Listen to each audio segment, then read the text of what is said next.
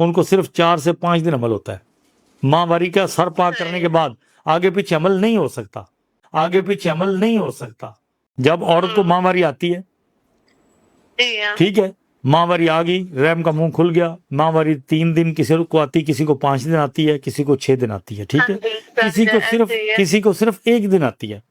تو اب آپ کا میری بھی ابھی 2-3 دن ہی آتی ہے، پہلے زیادہ دن آتی ہے، اب صرف یہ 2 دن آئے گی، تیسرے دن بس ایسے ختم ہی ہو جاتی ہے، چوتھے دن آپ نے غسل کر لیا، جس دن آپ نے نہا لیا وہ دن، اس سے بعد دوسرا، تیسرا اور چوتھا، یہ 4 سے 5 دنوں کا عمل ہوتا ہے۔ جن عورتوں کا قد لمبا ہو، 6 فٹ سے زیادہ ہو ہائٹ ان کی، اور ان کی نوز بھی لمبی ہو، ان کو 8 دن تک عمل ہو سکتا ہے۔ نہیں تو جن کا مطلب کہ 5 فٹ 4 انچ تک، 6 انچ تک قد ہوتا ہے عورتوں کا، ان کو صرف 4 سے 5 دن عمل ہوتا ہے۔ ماہواری کا سر پاک کرنے کے بعد آگے پیچھے عمل نہیں ہو سکتا۔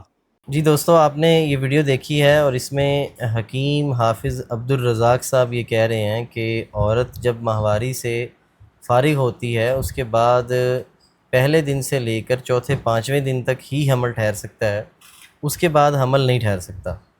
یہ ایک بڑی ہی غیر فطری، غیر سائنسی اور بے بنیاد بات ہے، اور اس کو انشاءاللہ آج ڈسکس کریں گے۔ جو لوگوں کے اندر ایک غلط انفارمیشن، غلط بات پھیلائی جا رہی ہے۔ دوستو، جیسا کہ آپ جانتے ہیں کہ حمل ٹھہرنے کا تعلق جو ہے وہ حیض کے ختم ہونے سے نہیں ہوتا، بلکہ بیضہ خارج ہونے کے ساتھ ہوتا ہے، اور اس چیز کو سمجھنا چاہیے۔ اس کا آج ہم پورا پروسیس دیکھیں گے کہ کیا طریقہ کار ہوتا ہے، کس طرح سے حمل ٹھہرتا ہے، کب بیضے آتے ہیں، کب بیضے بنتے ہیں، اور کب ماہواری آتی ہے۔ عورت کے جسم میں غیر پختہ بیضے بہت کثیر تعداد میں پیدا ہوتے ہیں، اور پورا ماہ پیدا ہوتے رہتے ہیں۔ ہر ماہ عورت کے برین سے، دماغ سے، پیٹیوٹری گلینڈ سے FSH ہارمون اور LH ہارمون جو ہے وہ ریلیز ہوتا ہے۔ یہ ہارمونز جو ہوتے ہیں یہ بیضوں کی نشو و نما کرتے ہیں۔ اب ان تمام بیضوں میں سے جو سب سے پختہ بیضہ ہوتا ہے، جو مکمل طور پہ تیار ہو چکا ہوتا ہے، وہ بیضہ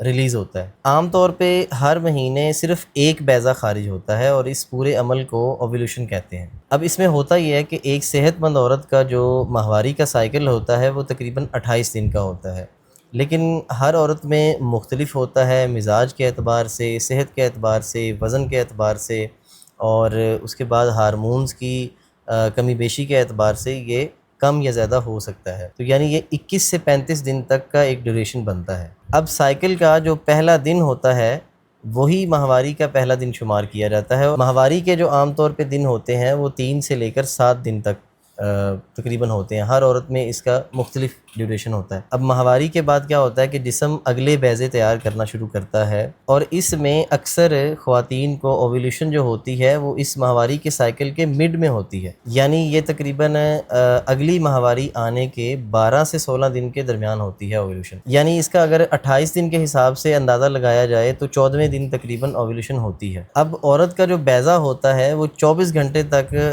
رحم کے اندر زندہ رہتا ہے، یعنی اس کا یہ ڈیوریشن ہے۔ اس کے دوران اگر سپرم آئے تو حمل ٹھہرتا ہے، اور وہ عمل شروع ہو جاتا ہے حمل کا۔ اب دوسری طرف دیکھیں تو مرد کا جو سپرم ہوتا ہے وہ عورت کے جسم میں جانے کے بعد 3 سے 5 دن تک زندہ رہ سکتا ہے۔ تو اگر یہ ڈیوریشن میچ ہو جائے، اس کے دوران سپرم بھی آ جائے جب بیضہ موجود ہو، تو حمل ٹھہر سکتا ہے۔ اس لیے حمل کا جو امکان ہے وہ 1 سے لے کے 4-5 دن تک محدود نہیں ہم کہہ سکتے، یہ غلط ہے، بلکہ اوویلیوشن کے چند دن پہلے اور چند دن بعد تک یہ ممکن ہو سکتا ہے، اور اسے فرٹائل ونڈو کہا جاتا ہے۔ اور اس میں ایک بات ہمیشہ یاد رکھنی چاہیے کہ ہر عورت کا سائیکل ایک جیسا نہیں ہوتا۔ کئی عورتوں میں اوویلیوشن جلدی ہو سکتی ہے، کئی عورتوں میں دیر سے ہو سکتی ہے، تو یہ ڈیفرنٹ ہوتا ہے۔ تو اب جس طرح سے حکیم صاحب نے ہمیں بتایا کہ جو 4-5 دن ہیں پہلے، بس ماہواری کے بعد جو پہلے 4-5 دن ہیں بس انہی میں حمل ٹھہر سکتا ہے، اس کے بعد حمل نہیں ٹھہرتا، یہ انتہائی غیر سائنسی، غیر طبی بات ہے،